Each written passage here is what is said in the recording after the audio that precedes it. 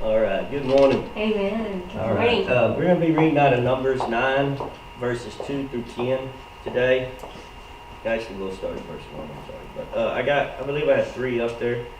Before we do, if everybody got it, I'm Yes. going to bless the reading of the word.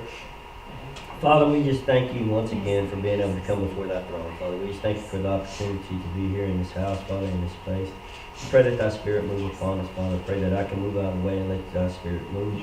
Father, I pray that you open our eyes that we may see, our ears that we may hear, our heart that we may obtain, and give us a voice that we may share. In Jesus' holy name, amen. Amen. All right.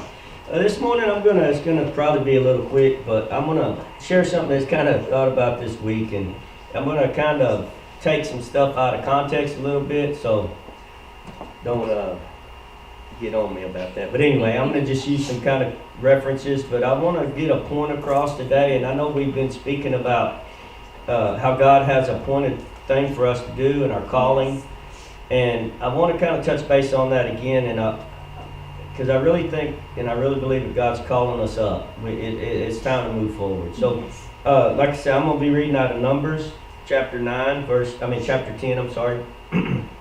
I said 9. Do I have 9 up there or 10? 10. Yeah, I said 9, but it's 10. I'm sorry. Anyway, it says, "And the Lord spoke unto Moses, saying, Make thee 2 trumpets of silver, of a whole piece shalt thou make them, that thou mayest use them for the calling of the assembly, and for the journey of the camps. And when they shall blow with them, all the assembly shall assemble themselves to thee at the door of the tabernacle of the congregation. And if thou blow but with 1 trumpet, then the priests, which are heads of the thousands of Israel, shall gather themselves unto thee. When ye blow an alarm, then the camps that lie on the east part shall go forward. When ye blow an alarm a second time, the camps that lie on the south side shall take their journey. They shall blow an alarm for their journeys.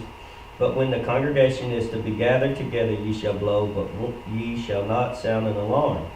And the sons of Aaron, the priests, shall blow with the trumpets, and they shall be to you for an ordinance forever throughout your generations. And if ye go to war in your land against the enemy that oppresseth you, then ye shall blow an alarm with the trumpets, and ye shall be remembered before the Lord your God, and ye shall be saved from your enemies." Amen. Amen, amen. And it says, "And also in the day of your gladness, and in your solemn days, and in the beginnings of your months, ye shall blow with the trumpets over your burnt offerings and your offer, the sacrifices of your peace offerings, and they may be to you for a memorial before your God. I am the Lord your God." Amen. Amen. Amen, amen.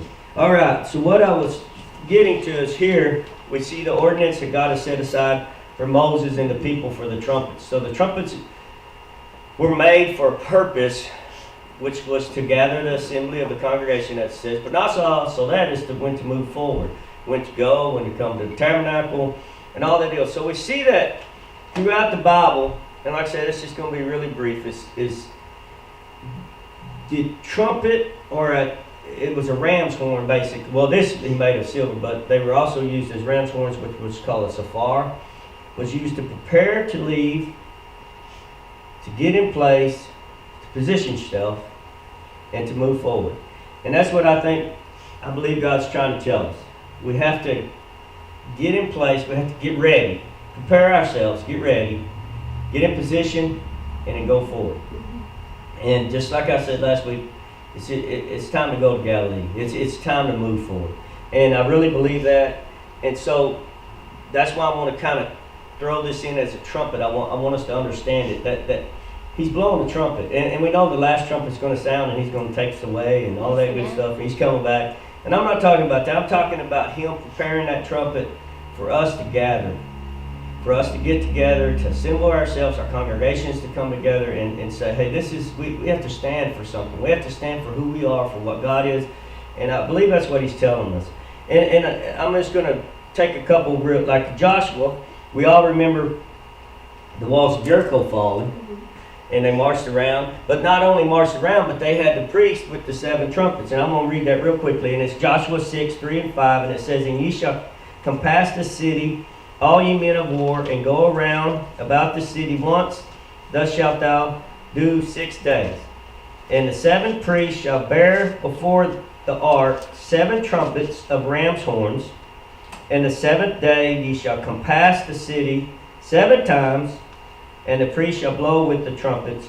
And it shall come to pass that when they make a loud blast with the ram's horn, and when ye hear the sound of the trumpets, all the people shall shout with a great shout, and the walled city shall fall down flat, and the people shall ascend up every man straight before him. And of course we see in verse 20 that happening. It says, so the people shouted when the priest blew the trumpets, and it came to pass when the people heard the sound of the trumpets that the people shouted with a great shout, and the wall fell down flat. Amen. So that the people went up into the city, and every man straight before him, and they took the city. Amen. Amen. And also we see that prophet Jeremiah spoke about it in Jeremiah Jeremiah 4 verse 5, and he says, declare ye Judah, and publish in Jerusalem, and say, blow ye the trumpets in the land, cry gather together, and say, assemble yourselves, and let us go into the defense cities. Now what I was trying to get to is, real quickly, like I said, is when we read about the trumpets all the way through the Bible, and I believe there's 60 something or so mentions of it. I can't remember the exact number, but there's a lot.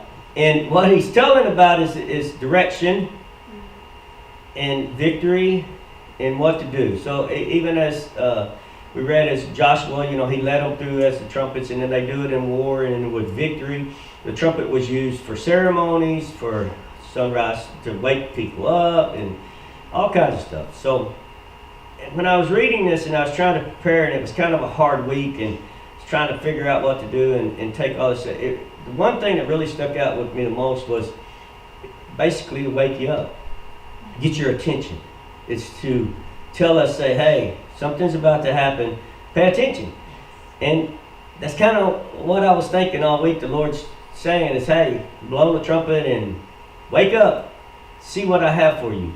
And Jeremiah here, he's talking about it, and he's telling them it's going to war. And then when you read a little bit farther on, he's talking about the wars that are coming up, and he's talking about the battle. And then he cries out in verse 19. He says, "In my bowels, I'm pained at my very heart. My heart maketh a noise in me. I cannot hold my peace, because thou hast heard, O my soul, the sound of the trumpet, the alarm of war."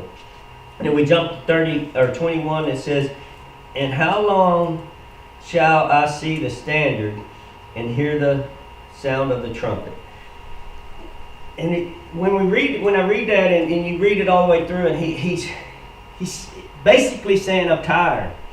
I'm tired of the war. I'm tired. How long do I got to see this? And the standard is basically the flag of war. That's what they're saying. It's the standard. And the flag, and the trumpet blows, and the flag, and he's saying, how many days I got to do this? But then as we read it, like I said, I'm kind of taking things out of context. I just want us to see the picture of, we get that way sometimes. We're like, God, I'm tired of the battle. God, I'm tired of this. Every day it's the same. Every week it's the same. I wake up every Monday and it's the same thing that was last Monday. It was, what's going on? And he says, in my bowels, and I'm just tired of hearing the trumpet of war. And and I thought about that this week, and I thought, that's so real, so true to us, that I'm tired of hearing that battle trumpet. I'm tired of having to look over at the standard and see what it is, but yet that comes along with who we are and what we are, because we're not of this world anymore. We were reborn. The battles that we fight are spiritual, as we've read many times. But like I said earlier, is that the trumpet was used in war and in battles, and actually the Romans were one of the most common, or the most noted using them. And they sounded an alarm, of course, like I said, to gather. The alarm was to prepare yourself, and then it was for you to get ready, to prepare yourself, and then to march. And there was also trumpets on a retreat trumpet. There was different trumpets, but it says that it was set in motion to attack, or the military order. The Romans were well known using the trumpet they would sound the trumpet sound, and the soldiers, basically, like I said, the standard was a flag in the war. So what they would do is they had the trumpet bearers to sound, and then they had the standard bearers or the flag bearers, and they would sound an alarm on the trumpet, and then everybody would look and see what flag was to be raised to see what was next, whether it was the infantry, archery, or horsemen, or swords, whatever you're supposed to do next. That's what told them to be ready to see what you have to do. And then they would have a flag or a standard for each deal. So you would look, and like I said, they even had one for retreat. But I read something the other day. It was a really cool little story about Caesar, because he didn't carry the trumpet bearer got to where he wouldn't carry the retreat trumpet because they never retreated. There was one battle that they weren't doing very well in, and Caesar wanted him to blow the trumpet, and he wouldn't blow it because he didn't have it. So they just fought through and ended up winning. Anyway, it's just kind of a funny thing. But what really made me think about it is that they have all this in military, because everything's going on and on and on, and then all of a sudden the trumpet blows and everybody looks and sees what they have to do next.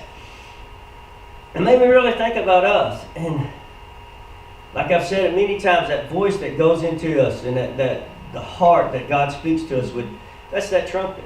That's that little thing telling us to stop, look, and listen. See what I have to say. But if we don't heed to the trumpet that tells us to prepare, to get ready, something's fixing to happen, to prepare ourselves and then to march on, then we never will. No, we will always be on the sideline. We'll always sit back. And so it's something that the Lord is really revealing to me so much, is that we have to get to the point of listening to what He wants us to do. And it's for everybody. It's not just for me or just you. It's for any Christian, because we all have something. We all have something for God wanting us to do in our lives, whether it's at your job, it's at your store, it's here at the church, or missions, whatever it is. There's something that we need to do. And we see so many times that we hear of people, especially in the secular world, we hear of people like, oh man, he was a great ball player, but man, he just messed up and just, he blew a shot, or you hear of a songwriter, or just different things, or a guy loses all his money. And we hear that all the time.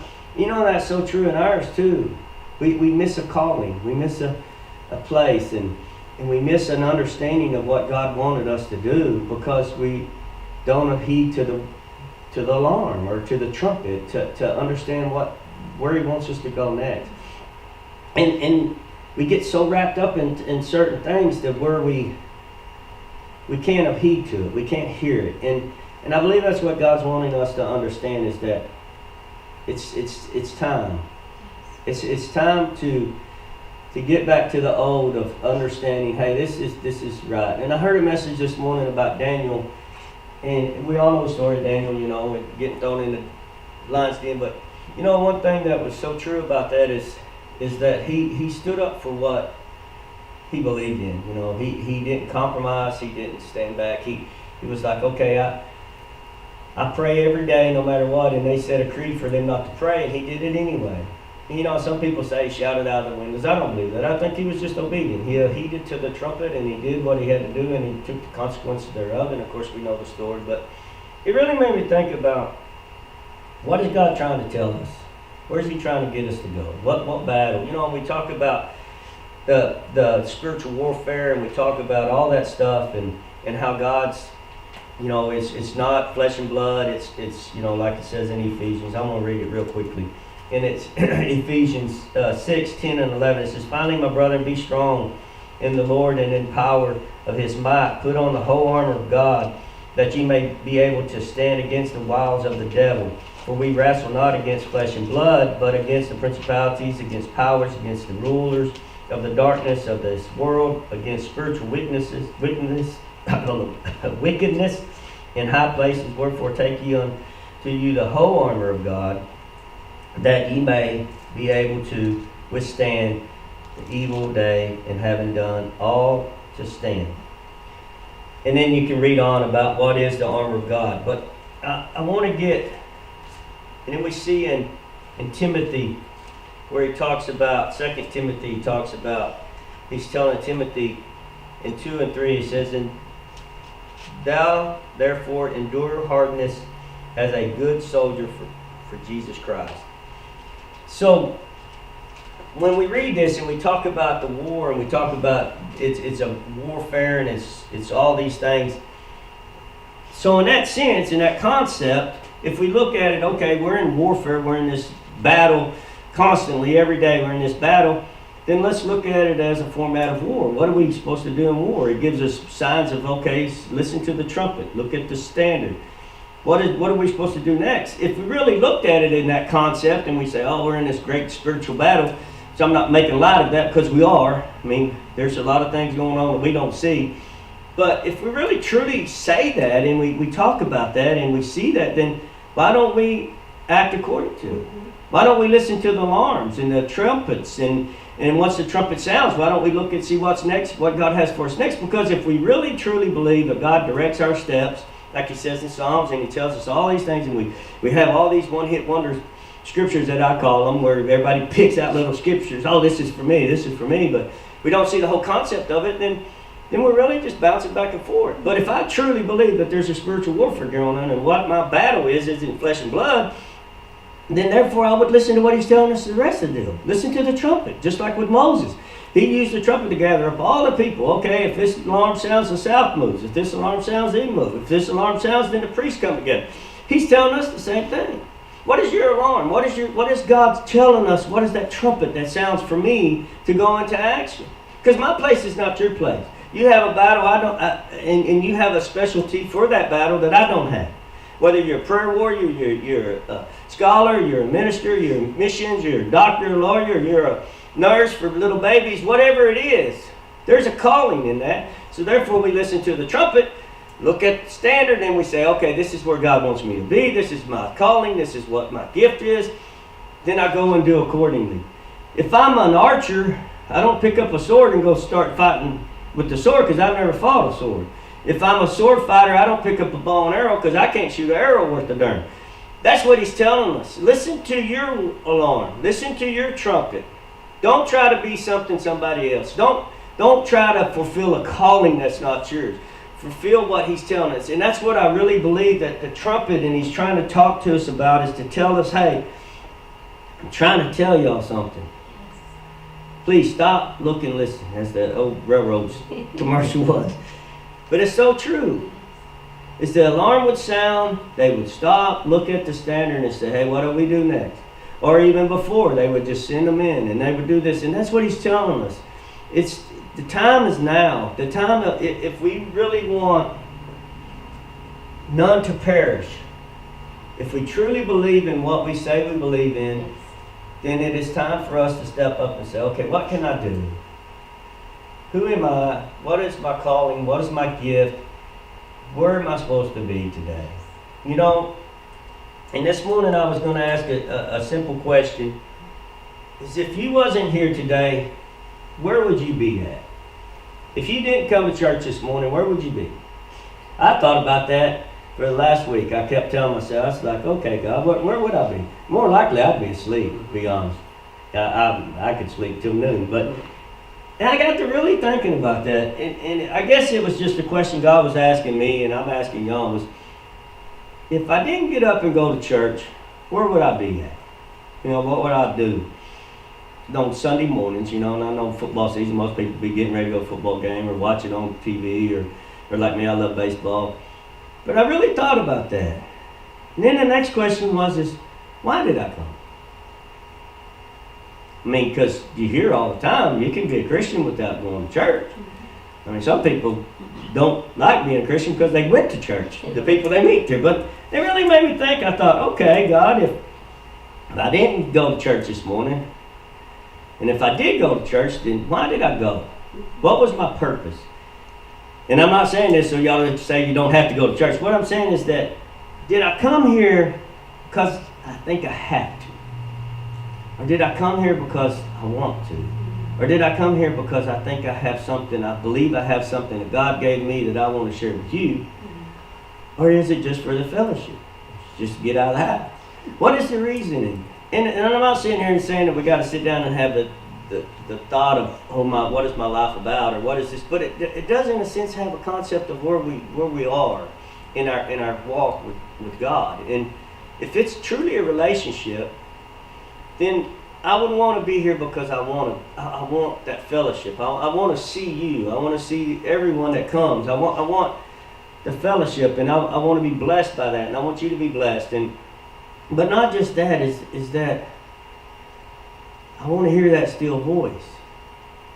And if I'm still asleep, can't hear it. Well, some people get dreams, but I don't. But anyway, so it really made me think about a lot of stuff this last week. And like I said, it was a trying week, and there was a lot going on. But I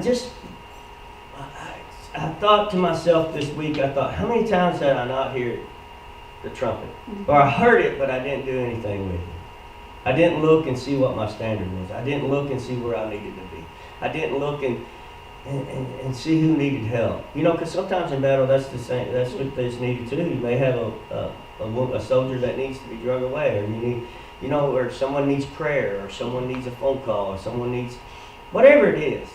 I'm just saying is that if we're going to sit here and you hear so many Christians, and we read it throughout the Bible, which we do because of Paul being a Roman, and he knew of the soldiers, and he knew of the centurions, and he knew all that stuff, and he reflected everything that his writings were about that. And if that's the truth, and we truly believe that, then let's act like soldiers. Let's don't just sit there and say, oh yeah, we're in a spiritual warfare. Oh yeah, I got the armor of God on. Okay, what are you going to do with it? I mean, really seriously, see, that's what God's really been dealing with me is, okay, if you really believe all this stuff, it's in here. If I really believe it, then why don't I act like it? I mean, really seriously, if I believe I'm in spiritual warfare, but yet I don't want to help my brother that's wounded, or I don't want to listen to the trumpet and see what's next, then do I really believe it, or is it just something I read? And it's the same way here. If I'm just coming to come, then what am I doing here? If I'm just coming so I can stand up and be the one talking instead of being the one sitting out there, then what am I here for? And I just, like I said, I just want it to be understood that the trumpet sounds. And like I said, I'm taking it out of context because we know what the trumpet means and all that, but we have that still voice in us, and I keep saying this over and over, and I really believe God wants us to get ready. Like I said, it says that it is used to prepare us to get ready to leave. It's to gather your tent, to gather your utensils, to gather everything you have, your family, your kids, pets, whatever. It's to gather them up. Get ready. Get in place. Get in position. Get in line. And then march on. That's what it means. That's what the trumpet was set up for. From the very beginning, when he told them to make the silver trumpets. God set that in order. And then if we read at the end of it, he says this would be done from generation to generation to generation. But we're not listening to the trumpet. We're not listening to that still voice. We're not listening to that, where are we supposed to go? And now, like I said, this may just be for me. This just may be, say, God saying, Timmy, you're not doing what you're supposed to be doing. But it may be for you. I don't know. All I know is that the trumpet is sounding. And I'm going to close with this. Like I said, this was going to be real short because ain't a whole lot you can add to it. But I want to read out of 1 Corinthians. And I really like Paul's writing. So 1 Corinthians, I'm going to read 14:8 real fast. And it says, for if the trumpet give an uncertain sound, who should prepare himself to the battle?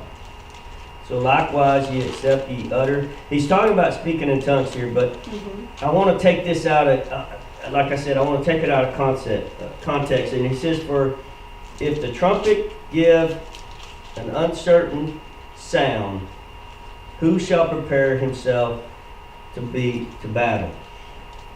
And the reason I want to close with that is if we're so mixed up, and like I said, I'm taking it out of context, but if we're so mixed up in everything going around, and he's talking about tongues, if you're speaking in tongues, and it's all rattled and it's going all over the place, then who's going to know what to do next?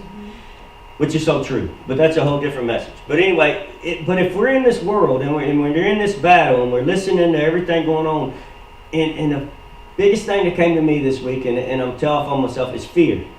I thought about if you ever see and you hear people talk about battle and they get so scared they can't do anything. And that's what I got from this, and that's what I thought about in this verse. If we're uncertain about the sound of the trumpet, then what are we going to know to do in the battle? If I'm so scared of what's next, maybe not that I didn't hear the trumpet, but what is the trumpet telling me to do? The uncertainty of, do I want to look at that standard and see what God's telling me to do? And then that comes from the fear. So then what am I going to know to do in the next battle?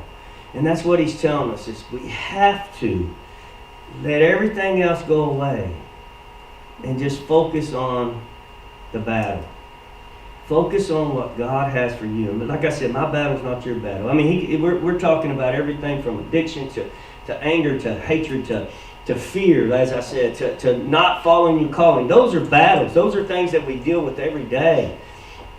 And if we're not obtaining to the trumpet, if we're not listening to the voice of God, then we're not going to know what to do next. Yes. And that's why I'm taking this verse out, this chapter or verse 8 out. Is he's saying, if we're uncertain, then how are we going to know what to do in battle? Mm-hmm. And that's what God's telling me today is, are you uncertain? How are you going to know what I want you to do? We got to have that certainty.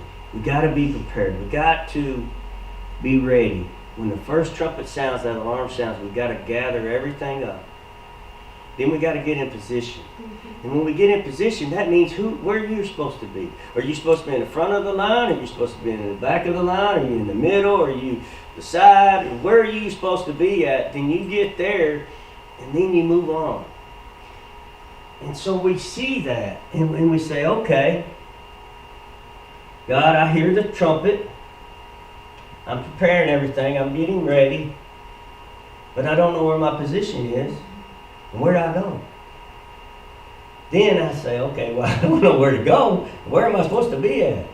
That's my first order of business. Then I go before the throne and I say, okay, God, I heard the trumpet. I hear your voice. Where do you want me to be at? What is my position? And then once I get my position, then I understand, okay, this is the place I'm supposed to be, whether in front of the line, the back of the line, anything. Then I understand, now it's time to move forward. And that's what he's telling us, people. He's telling us it's time to listen. And like I said, I'm going to close with this, and this I'm going to just throw this in there because I love it. Anyway, it's chapter 15, verse 52. We're still in 1 Corinthians.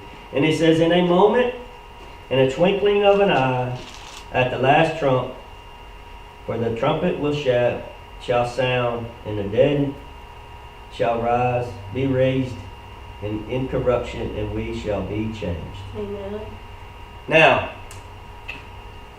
that, like I said, I'm taking out concept, but that to me makes me feel awesome. Yes. Because when that trumpet sounds, I changed. It's all changed. It's all, and that's what I'm saying. So when that trumpet sounds and we understand, we get into that position and we say, okay, God, this is where you call me. Where am I supposed to get?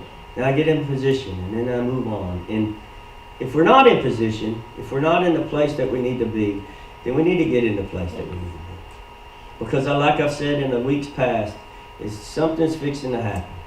I don't know what it is, but something's fixing to happen, whether in your own life or in this church or in whatever it is, your family, friends, whatever it is. But if something, we have to be prepared. And the only way that we're going to know to be prepared, what position, and when to move on is by the trumpet. And as I mean the trumpet, I mean the voice of God. I mean the fellowship, and just like I said, the purpose of it. Why are we here? What are we doing? Is it because we feel we have to, or we want to? Is it because I need to, or I want to? Somebody else's needs. And like I said, I could go on all day with that. But what I want to say is that listen to the voice, listen to the trumpet, get in position, get prepared, and then just march. Go where he tells you to go. And it's different for every one of us. Like I said, my calling is totally different than your calling.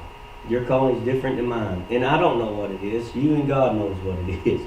But I do know that if we don't, and I learned this hard way, If we're not in where we need to be, then He's going to make it rough on us That's right. to get to where we need to be. And it's going to be hard. And it's not worth it. And I can tell that from personal experience. It's not worth it. Because God had a calling on my life, and I kept running, and I kept running, and I kept saying, no, that's for somebody else. I'm not that person. And God was like, yeah. And the trumpet kept sounding, and the trumpet kept sounding, and I kept not looking, and I kept going the other way. And then you get the battle scars, and you start like, oh God, okay, maybe I'll win a war with Him instead of by myself. Amen. But like I said, and I don't know. This message was real hard for me because I was trying to ball it all together and get everything right, and I was just trying to find the right words to say. But really, it just boils down to is just hear the trumpet, prepare, get in position, and then march on. And that's all we can do. And that's all I have. Like I said, I know it was short and sweet, but I just believe God's just telling us to get ready. Just get ready for what the calling He has for you. And then, like I said, just come forward and we'll pray. And we got a couple of prayer requests that I need to share. And I just think that there's so much more that we could have. And that old saying, we're limiting God to be the God who we think He is, and instead of Him being who God is. And that's all I have, and I hope you enjoyed it. Like I said, I know it was real short. And just remember, just hear the voice. And that's all I got.